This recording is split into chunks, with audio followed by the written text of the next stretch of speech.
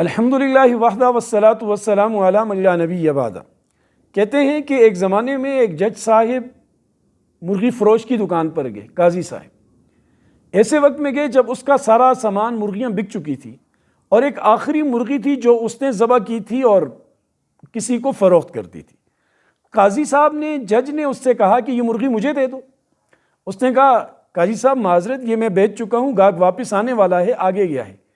تو قاضی نے کہا وہ کیا مسئلہ ہے؟ وہ آئے، اسے کہنا مرغی زندہ ہو کر اڑ گئی، اور یوں اس طرح کی باتیں کی، اور اسے کہا دیکھو تمہیں ڈرنے کی ضرورت نہیں ہے، وہ آئے گا تو اگر مقدمہ ہوا تو میرے پاس ہی آئے گا نا، تو فیصلہ تو میں نے کرنا ہے، بیغم رہو۔ تو یوں قاضی اس سے مرغی لے کر چلا گیا۔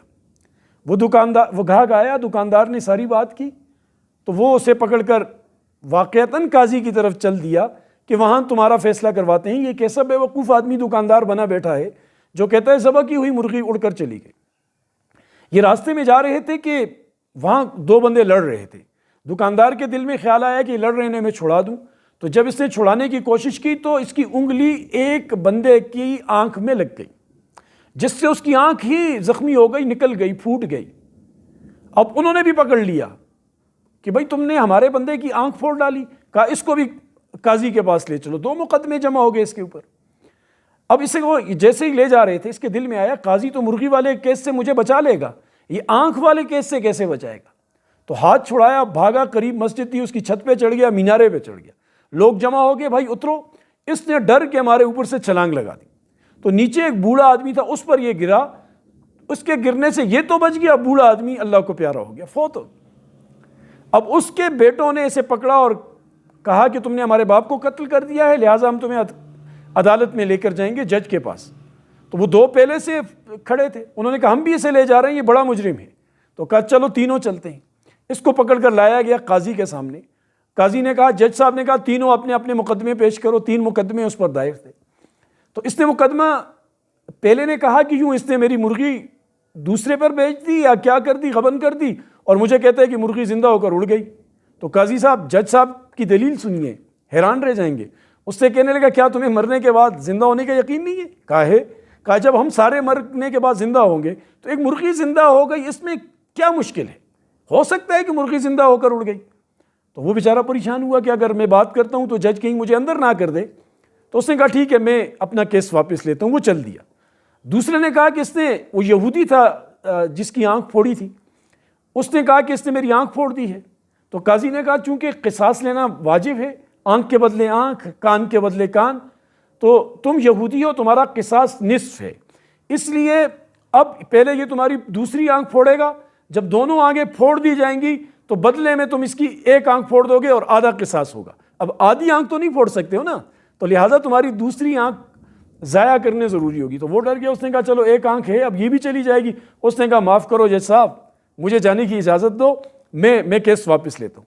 اب تیسرے کی طرف متوجہ ہوئے، تمہارا کیا کیس ہے؟ اس نے کہا اس نے اوپر سے چھلانگ لگائی اور نیچے میرے والد تھے اور وہ اس کی زد میں آ کر مر گئے۔ تو قاضی نے کہا آسان ہے بھائی، قتل کے بدلے قتل ہے، موت کے بدلے موت ہے۔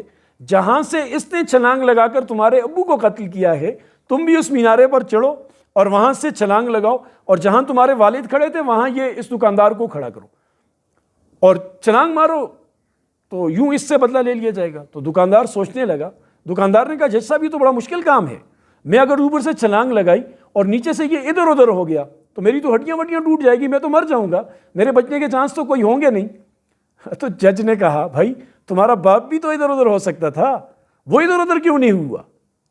تو وہ سمجھ گیا وہ بندہ، اس نے کہا خدا کے لیے جی اب یہ مجھے بھی مارنا چاہتا ہے۔ کہتے ہیں ٹھیک ہے میرے والد جیسے بھی ہوئے میں معاف کرتا ہوں، میں کیس واپس لیتا ہوں۔ یہ حال ہمارے ملک پاکستان کے اندر ہمیں بخوبی نظر آتا ہے۔ ایسے ہی کیس ہوتے ہیں، ایسے ہی واقعات ہوتے ہیں، بندے کو حیرت ہوتی ہے۔ مقدمات جو زیر التوا ہیں لاکھوں کی تعداد میں ہیں۔ ابھی جو پارلیمان میں جو سمری پیش کی گئی، ایک جو ہائی کورٹ ہے اس کے کیسز کی تعداد جو 5 سالوں سے پینڈنگ میں پڑے ہیں وہ لاکھوں کی تعداد میں۔ عدالتیں انصاف کریں گی تو معاشرہ بہتر ہوگا، اگر عدالتیں انصاف نہیں کریں گی تو معاشرہ کبھی بہتر نہیں ہو سکتا۔ پسند ناپسند، اپنی مرضی دوسروں کی مرضی کے فیصلوں سے نکلنا ہوگا۔ انصاف اور عدل کے فیصلے کرنے ہوں گے۔ نبی پاک صلی اللہ علیہ وسلم نے فرمایا قاضی 3 طرح کے ہوتے ہیں، ایک قاضی جنتی ہے، یعنی جج 3 طرح کے ہیں، ایک جج جنتی ہے، 2 جج جہنمی ہیں۔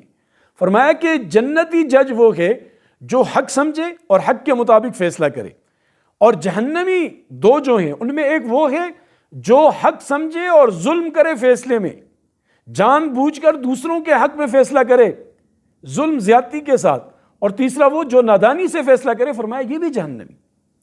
تو اب ہم دیکھیں کہ ہم جو اس بڑے عہدے پر براجمان ہیں وہ اپنے ان فیصلوں کے ساتھ انصاف کرتے ہیں یا نہیں کرتے۔ دیکھیں معاشرہ کفر شرک سے تباہ نہیں ہوتا، معاشرہ اگر تباہ ہوتا ہے عدل انصاف کی کمی سے تباہ ہوتا ہے، بے چینیاں پیدا ہوتی ہیں، مساوات ختم ہو جاتی ہے، بغاوتیں سر اٹھانا شروع کر دیتی ہیں، لوگ اپنے فیصلے خود کرنے شروع کر دیتے ہیں، اس لیے کہ انہیں پھر اعتماد نہیں رہتا، عدالتوں پر اعتماد نہیں ہوتا۔ اس لیے خدا را ہمارے ملک کو بچائیں، اس کے نظام کو بچائیں، اچھے فیصلے کریں، لوگ ہمیشہ آپ کو اچھے لفظوں سے یاد کریں گے۔ اللہ مجھے آپ کو ملک کی توفیق نصیب کرے۔